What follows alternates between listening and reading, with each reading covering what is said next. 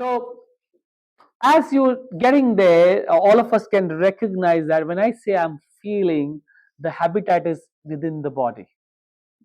Okay, 7 basic emotions, as you know, classification. If we have to classify them, 7 basic emotions.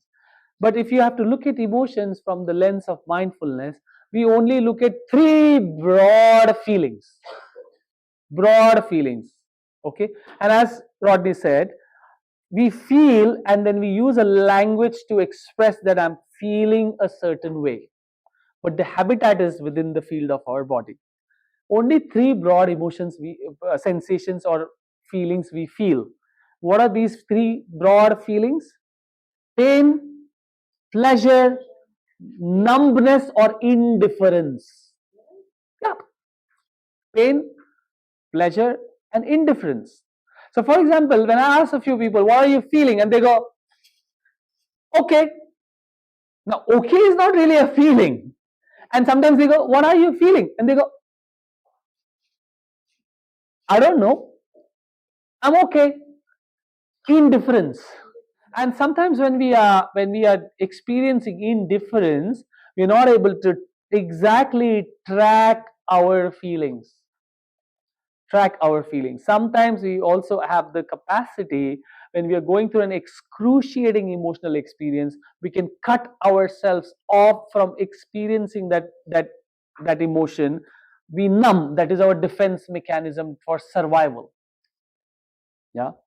So now we will get into a practice where we will investigate 3 broad feelings: pain, pleasure, or indifference. You take any emotion, it will be classified into these 3 categories. Yes or no?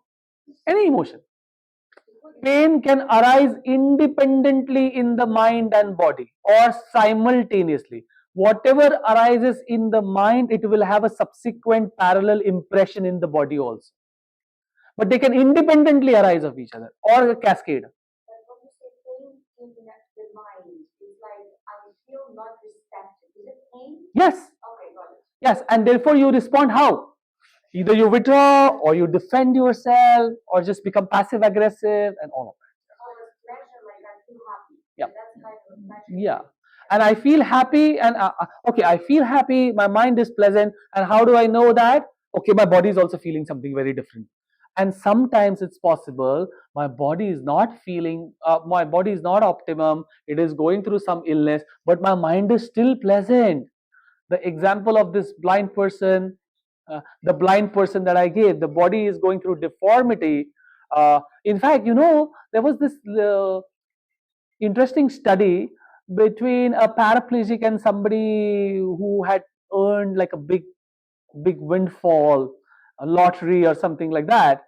And it turns out, I don't exactly recall, but it turns out after a while, the paraplegic and the somebody who has earned a lot of money, there's no difference in how this person is conducting himself. He's equally happy without any resources, which means the body is not in the optimum state, it's in deformity, but the pleasantness of the mind is not disturbed at all.